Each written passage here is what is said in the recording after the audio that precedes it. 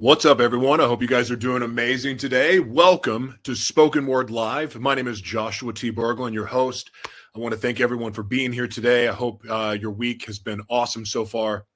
And I want to, before I get into the drawing of the word for the day, I want to thank everyone who's watched the other broadcasts, but also, I'm blessed to get to use a lot of different technologies and a lot of different platforms. In fact, in a lot of my books and the resources I provide these resources or options for people to use that will help them along their journey, especially those who are going all in on their story as a source of revenue streams to provide really, with all of the media tools available now, every single one of us have this opportunity to monetize our gifts, talents, and intellectual property. And we can do it with very affordable technologies. A lot of them are free. There's tons of free options. There's tons of inexpensive options. And of course, there's higher budget options too.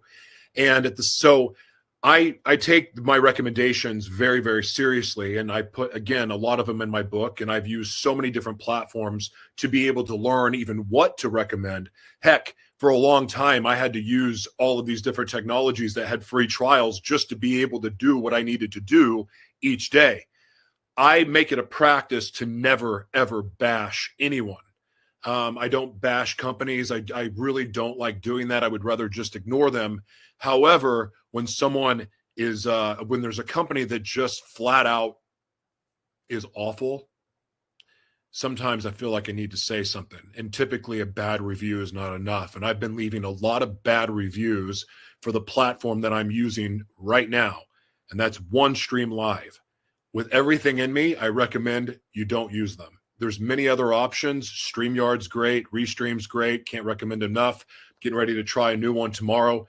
This is my last broadcast on this platform. And I wanted to use it to say OneStream sucks. So, and on a positive note, there's plenty of other great platforms to use that cost less money, are more user-friendly, and they're also, they provide better accessibility. So, with that said, really thankful you're here. And like I said, I don't really like talking trash about things or people, but their customer service is so awful. And working with them is a nightmare. So I just don't want anyone else to waste their money. So there's that. Anyway, so this is spoken word, the way that spoken word, boy, I'm going to need you, God. I'm all fired up today. And I also slept for the first time in a week, which was amazing. It's really hard to sleep sometimes when I tremor, and like all of these different medications that keep trying for me are not working, and it sucks. Like I've tried probably 20 different medications at this point, and none of them work. But last night I slept like a baby, and I am so grateful for that. I would love to know though, what are you grateful for today? Please drop it in the comments if you're watching. I love knowing what people are grateful for. It's always a great way to start the broadcast. The other thing, too, about this platform is I can't see the chat. I can't see who's here. I can't see anything. Maybe if you extra people comment, because I don't see it. I think it's the weirdest thing, because the last time I broadcast on this platform, people were commenting and I couldn't see a single one of them. And I don't understand that. Anyway. Enough of that. No more complaining. And I'm really not even complaining, because I'm grateful for all the other options that are out there to use for streaming, especially some that are offer better accessibility. Anyway, all right. So the way this works is I'm going to draw a word out of this. I don't even know what this thing was. I think flowers went in it, but I didn't have a hat to draw out of that was fun to look at. So I grabbed this thing. So I draw a word out of this. And then after the 15-second break, I come back and I speak on this word. It's not perfect. It's not polished. Sometimes I forget what I'm saying because my head starts bobbling. But I will tell you this. Everything I say will be from the heart, for better or worse, because sometimes that gets me in trouble. Anyway. All right, let's go here. And the word for the day is, I love this word. I'm going to have fun with this one. Support. Support. All right. put this over here so I don't draw it again, because I would be tempted to use this one 15 times. We'll be back.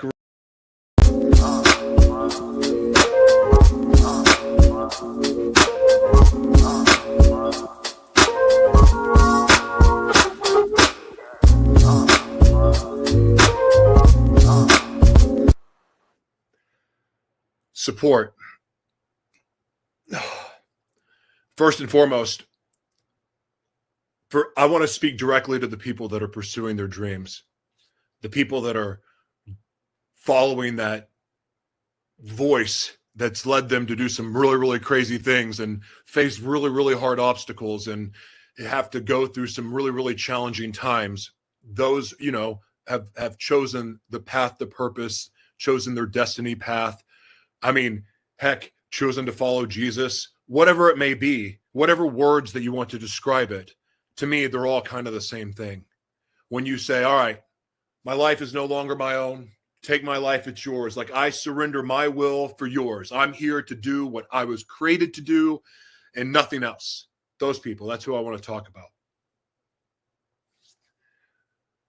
The reason why that first step to pursue, and I think those of you who have done this understand, those of you who have chosen to take that step in faith to pursue your destiny, to answer the call, you know how challenging it is, because when you first step, it seems like there's no one there at all to support you.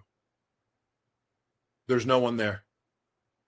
In fact, if anything, the people around you that we thought were going to celebrate our journey, those that we thought that were going to be there to cheer for us and go, yeah, I love your idea. That's great.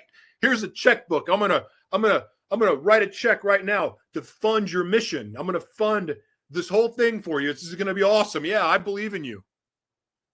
It doesn't work that way. If anything, those people that you would expect to invest in your dream are the ones that tell you that you're badass crazy and you're not going to be able to finish it. You're not going to be able to accomplish it. You're not going to be able to do it. Oh, why don't you do something else? Why don't you go back to school and get a degree? Why don't you wait tables for a little bit until you figure it out? Whatever. I mean, there's all kinds of things that are said. Maybe sometimes just hearing that you're crazy, you're like, okay, good luck with that. That can feel like death. Support is hard to find when you're pursuing your destiny. For a while, anyway. And one of the things that I've learned about that, at least in my own experience, is I think that those people that we're seeking to support what we're doing, I think their rejection is part of the test of how much do we really want it? How bad do you want that dream that was placed in your heart? How bad do you want to fulfill that purpose that caused you to even say, yes, I'm in, to begin with? How bad do you really want it? I think about in my life all the times that I got in trouble, all the times that I would relapse or end up in jail or have an episode, like a manic crazy episode where I just like wrecked everything in my life. And then it would be enough to go, okay, I'm going to change. I'm going to fix my life. And like everything would go along and, life would happen and I'm living like, yeah, I got this. And then some obstacle would come in my path. Some type of rejection, some type of hurt, some kind of re-triggering of a trauma. Or someone would simply say, yeah, you're always going to be a junkie. You're always going to be a loser. You're always going to be a piece of crap. Not exactly the most supportive of things, but in my case at that time, like, you know what? Yeah, you're right. I'm always going to be a deadbeat. I'm always going to be a junkie. I'm always going to be a loser. And then I would just go right back into my addiction. So clearly, my decision at that time to turn my life around really wasn't that serious. I look at it now and I see that, you know what? Well, not only was I not really serious, I wasn't committed to doing the work, but also I hadn't really defined a purpose. I didn't even know what my purpose was. I didn't even know why I was really here. I had little hints and things that would come in after a traumatic moment of like, hey, this could be your life. I understand it now that those visions would drop in at those traumatic moments. Those visions were showing me a life, if I chose that life, if I chose to walk away from the life I was living and I chose this life, the life I was created for, then everything would be much different. But at those times, I didn't know that. I hadn't really fully surrendered to what I was created for. I didn't have a reason big enough to stop using drugs. I didn't have a reason. I didn't have a reason to stop being a cheater and a narcissist and, a junkie and all those other things. I didn't have a reason big enough. But there came a point in my life where there was no more opportunities to run, and that complete surrender and realizing that there was something more for me. And absolutely, if I chose to step into faith and accept that assignment, accept that journey, accept the reason I was created for, all of a sudden I would have a purpose big enough and strong enough that I would have a reason not to use drugs again. I would have a reason to want to improve my life. I would have a reason to want to heal the wounds of my past. Purpose is a freaking powerful thing, man. It's not a buzzword, even though it gets thrown around like sloppy seconds. It is not. It's not a word that is trivial or superficial. It's life-giving. It's life-changing. It's heart-changing. Heck, when we're living in our purpose, it is impossible to be a racist, homophobic douchebag. Because you're not worried about what other people think. You're not worried about what other people do. You're focused on what we are supposed to do. We are focused on what we are supposed to do only. And what we are supposed to do is be in service to others, because ultimately that is the after effect of living in our purpose, is that we serve our fellow man and we use our God-given gifts and talents to improve their life. And then ultimately we get to experience joy and feel as if we are in abundance. We get to feel gratitude. Heck, we even along the way find the joy in suffering. Like, there's levels to living in purpose. And that purpose will take you to some places. Sometimes it'll walk you straight into hell. Like, a purpose is not all about rainbows, unicorns, and butterflies. Nope, not at all. We will journey through hell, sometimes a few times. In my own case, I've had to walk through hell a few different times now, only to be refined, to come back stronger, more clear, more focused, more determined, and stronger than I was before. This is why I no longer fear demons. I actually see demons as the best teachers, some of the best support we'll ever get. And no, I'm not being sacrilegious. I gave my demons way too much power. In my book, The Devil Inside Me, I wasn't blaming it all on demons, but maybe I was a little bit. But ultimately, looking back at it now, they were the greatest teachers I've ever had. In fact, I would say that the people that came at me as angels of light and happiness and Holy Spirit fire, all those people turned out to be the actual demons I should have been afraid of. They weren't teaching me anything. They were blinding me with this, I'm going to name it and claim it, and I'm going to exercise all the demons. Maybe I don't want to exercise the demons anymore, because I recognize the demons are not there to kill me. They're not even there to overpower me. No, they're there to help refine me. I've learned to quit being scared of my shadow. You talk about support. Heck, in fact, I would say that even in isolation that I spend most of my life in, even then, I've been able to discover amazing support. And you know what that support has been? The support of knowing from my Creator. The strength of that personal relationship, not the public relationship where I'm throwing the Bible at everyone's face and telling you what's right and wrong. Oh, you're going to hell. No. No. The peace, the strength, the knowing, the faith comes in the intimate, personal relationship. And while for most of my life I sought support, I sought out hookers because I wanted somebody to support me for who I really was. But I couldn't even be honest about who I was. How can we ever expect to have the support that we really, really, really need if we're not willing to be honest about who we are? How do we even know the kind of support we need without being true to ourselves and honest about who we really are to ourselves? And I've said in many other times that, look, we can believe something is true about ourselves. And we have a creator.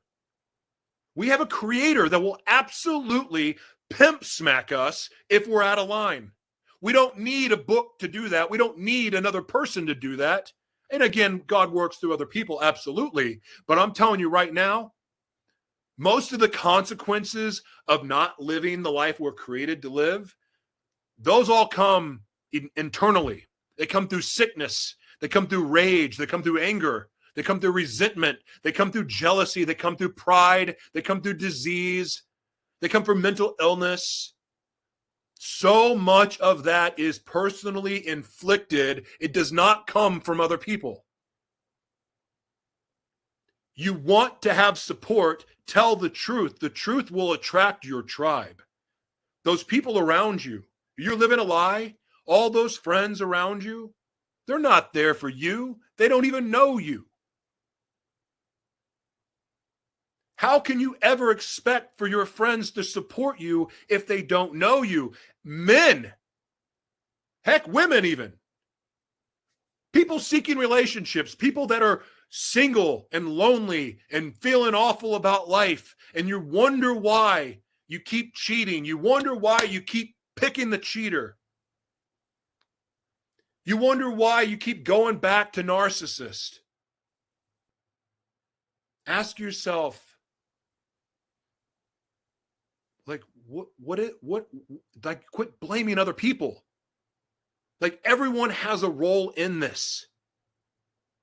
Look, narcissists sucked. I was the worst narcissist there was. And the only way, and we all are narcissists, by the way, anyone going around going, you're a narcissist, they're a freaking narcissist too. Everyone's a narcissist. Everyone has the tendencies, especially now. The further we are from empathy, the more narcissistic we are. And I had no empathy for anyone or anything except for the disabled and underserved. I don't know why. In my brain, I've always had empathy there when I had no empathy for anything else. That's the strangest thing to me. Like, why that? Why would I become a normal, loving person when I had no empathy anywhere else? But through my own trials and tribulations, I've learned to have empathy. I've had support where people chose to see past the mental illness and the struggles, but chose to love me anyway and help me through my journey. Heck, I'm not even completely healed now. And I'm blessed to have someone in my life that helps hold me high and helps me grow and helps me work through the areas that I still need improvement. They have the empathy for me, and I have the empathy for them to help them do the same thing. But I have this relationship with many people in my life now. That's the best kind of support you can get. But you only get that. We only get that when we're being honest. We only get our real tribe through truth. Sure, absolutely our truth, some people's truth, my truth, made a lot of people run away from me. Run away. Don't even want to be associated with me at all. There's still people like that. God bless you anyway. I don't really care. But I know for a fact that every single person in my life right now that calls my phone, that texts me, that checks on me, how's your health doing? Is your head snapped off your head yet? Are you improving? I know every one of the people that are doing that don't have a hidden agenda. I know they're there for me.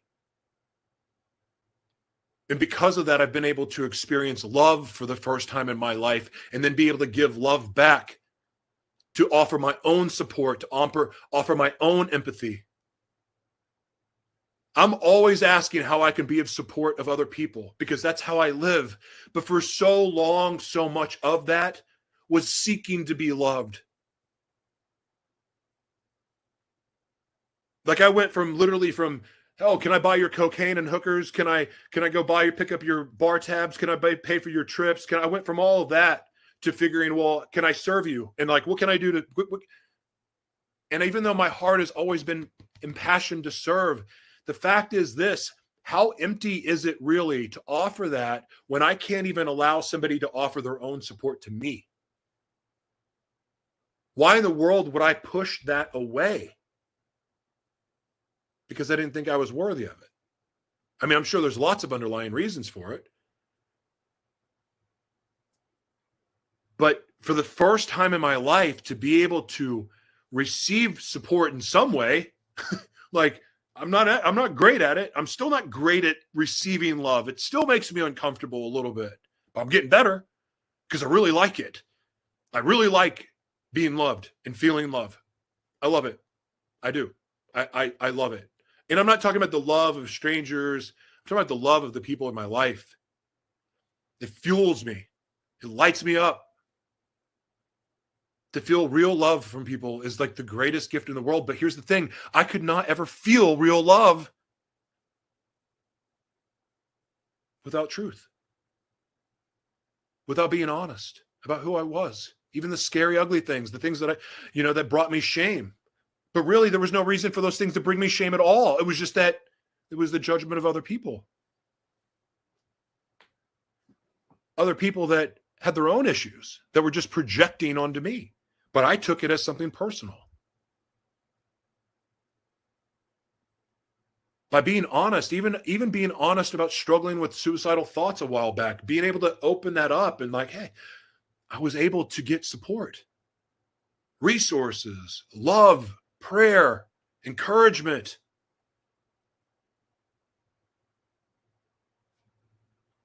Are you lacking the support that you want? Are you lacking the support you need? Are you being honest about what you need?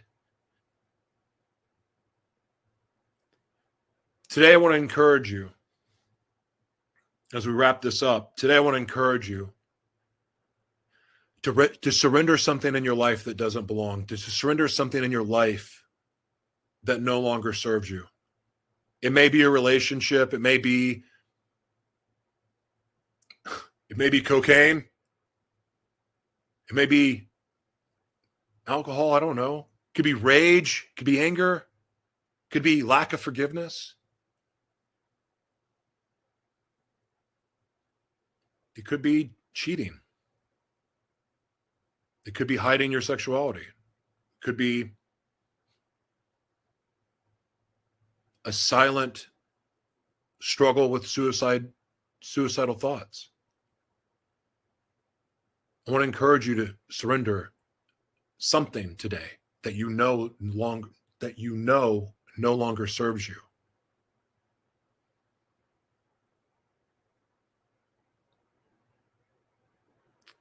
And then I'd also like to challenge you to reach out and offer your support to someone else. I didn't suggest that you offer or you ask for someone to support you, but I do want to encourage you to offer your support to someone else. And in those two things, I believe that you will attract the support that you really, really need.